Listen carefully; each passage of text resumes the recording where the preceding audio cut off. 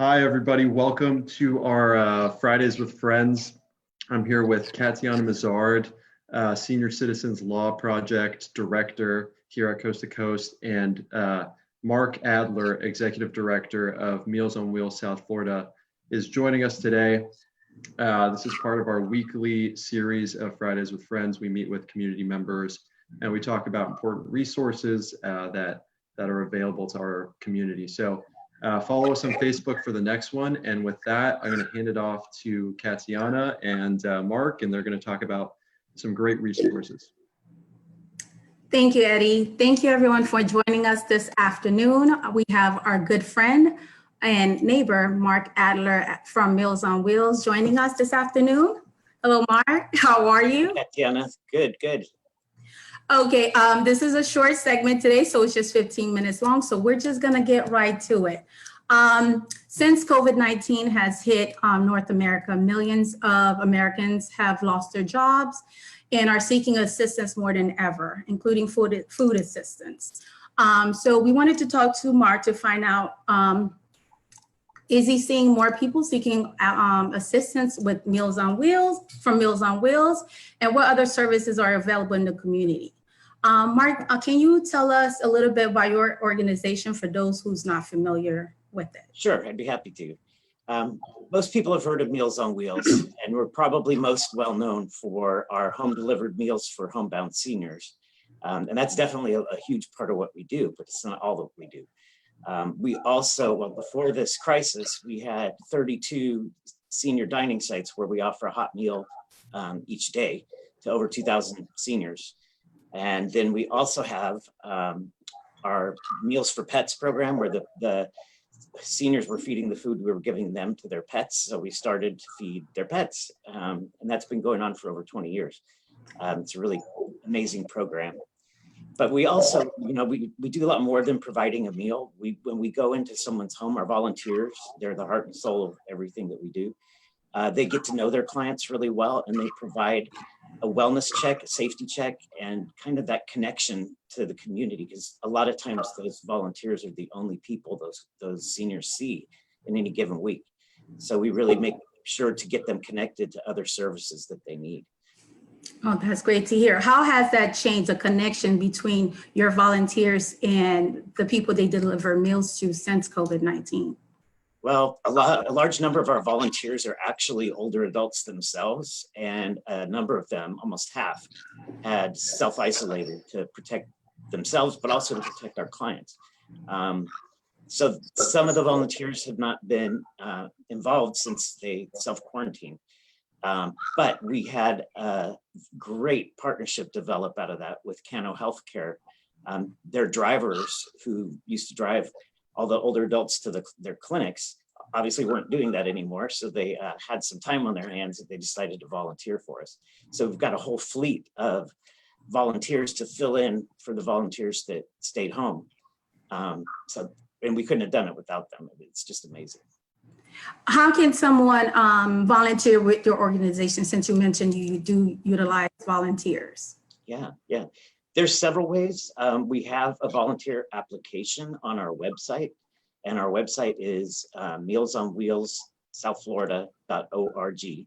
And you go up into the little volunteer box and you can apply online, or you can call in. We really prefer the online way though, so it's easier to keep everything together. But if somebody wants to call in and apply over the phone, they can do that. And the call-in number is 954-731-8770. And there's a whole lot of volunteer opportunities. It's not just the home delivered meal part. The Meals for Pets is once a month, and it's on a Saturday. So folks that are working or want to just do something on a more limited basis, that's an opportunity for them there too. And we're also doing telephone reassurance calls right now to call all of our clients and kind of check in, just let them know that we're thinking about them. And volunteers are doing that as well. Oh, that is great to hear. I wanted to know also, how many meals is your program currently delivering to Well, a lot more than we used to. Last week, we delivered 27,000 meals to 2,100 homes. That's up from what pre-COVID, we were at about 900 homes, and again, half the number of meals. So it just, over 3 weeks, it just skyrocketed. That's incredible. And also, what is the application process? So if someone wanted to apply for assistance from your program? That can also be done online or over the phone with the same website, except you go to apply for services and there's an application form. It's pretty short. If somebody doesn't know how to use the internet, or a lot of our clients don't, they can have somebody else help them. Or again, they can call our main office at 954-731-8770, and we'll do that application over the phone. Okay. And what are the requirements to be eligible for? That's an interesting question, because prior, everything's like pre-COVID versus after COVID.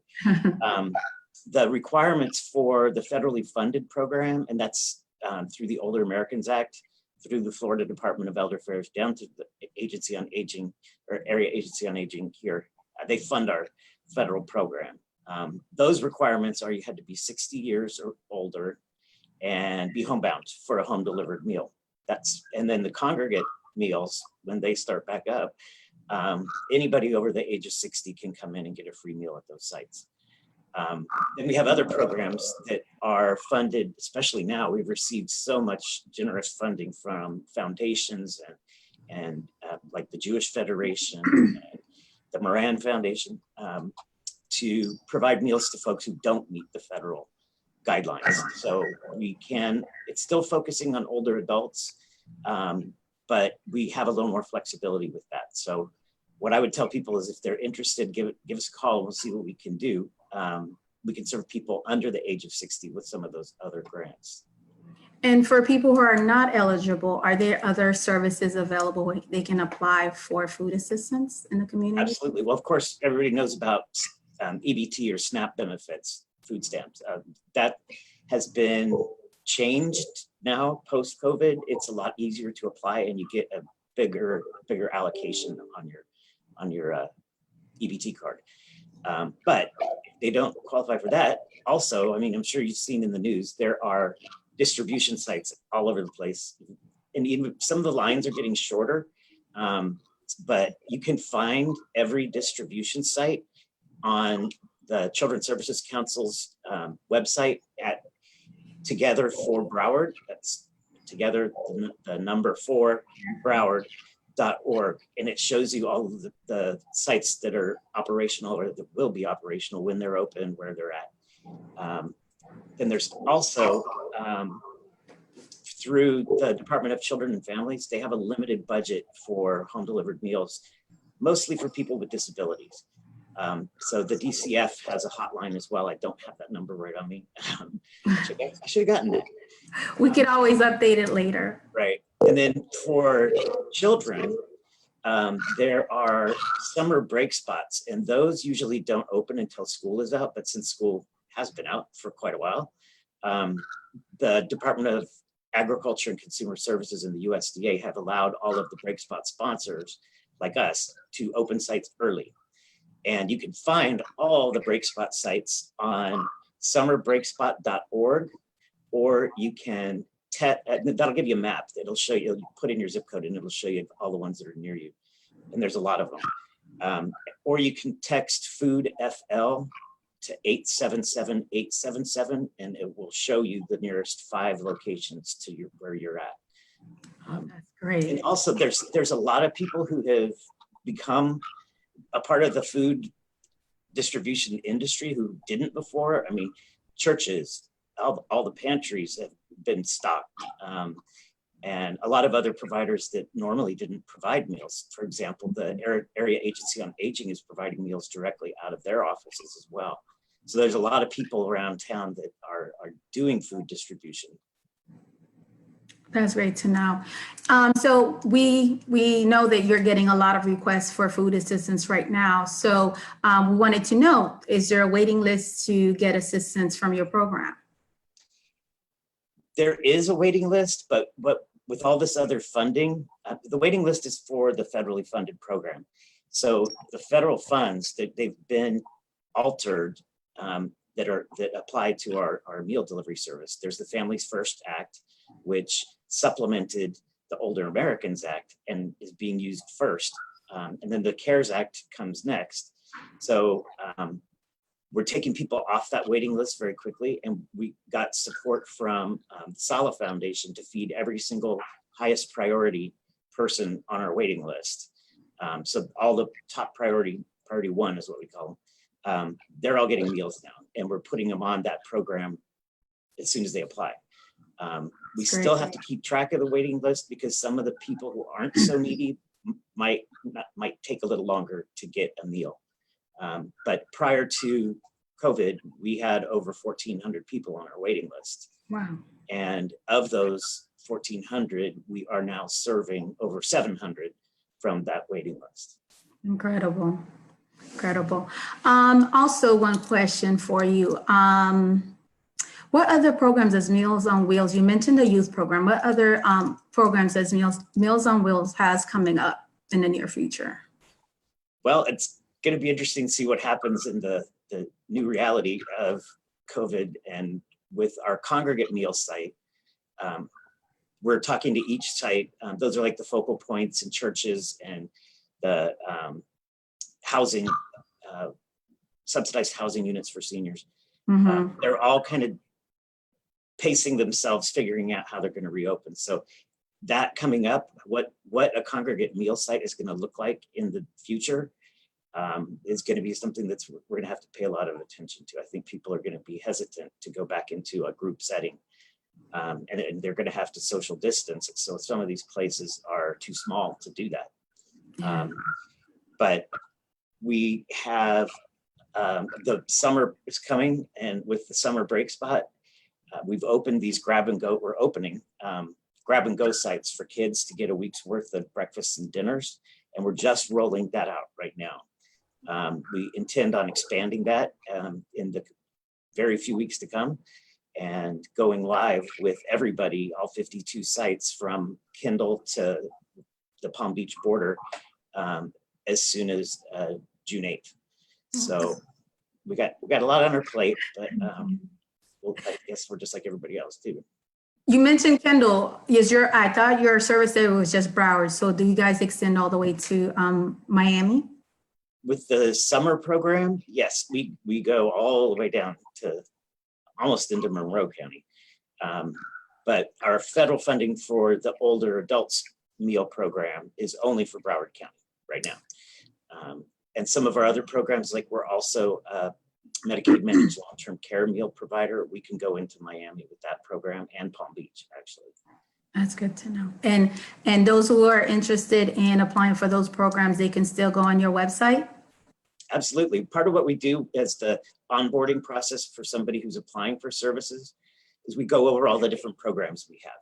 Because we do have programs where there's no waiting list. And if somebody can afford $50 a week, they get this exact same meals as the person on the federally funded program. So that's called our cost share program.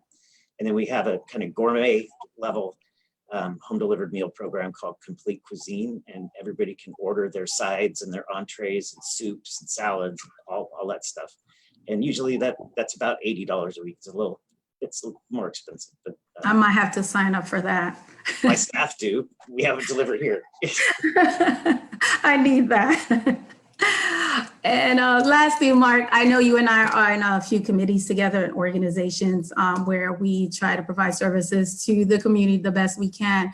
I know you were heavily involved with the 2020 census, and I wanted to get an update from you on what's going on with the 2020 census. Yeah, well, thanks for that. It has been a gargantuan collaborative effort across Broward County with the Complete Count Committee that's headed by Commissioner Nan Rich. She got together some of the major ball players or major players in the community to head subcommittees. We've been at it. I mean, there's 6 subcommittees and there's at least 20 people on every subcommittee. And we've all been working throughout this crisis, kind of pivoting on how we're going to reach people, because we had originally intended on doing face-to-face educational sessions or helping people complete the census face-to-face in the libraries and the senior centers. That can't happen now. So Mhm. But it's definitely going full steam ahead. They did close the offices, the census offices, for a couple months during all of this. They reopened last week on a limited capacity, but everybody's gone digital, which for a lot of people it works, but not for some people that don't have access to the internet. So we're looking at the response rates right now. Broward County has right now, as of the 11th of this month, they have a 54.5% response rate to the census. And Mhm. different cities vary. I mean, the lowest response rate is in Pembroke Park, and that's 30.1%. And the Mhm. highest response rate is Cooper City, and that's 75.5%.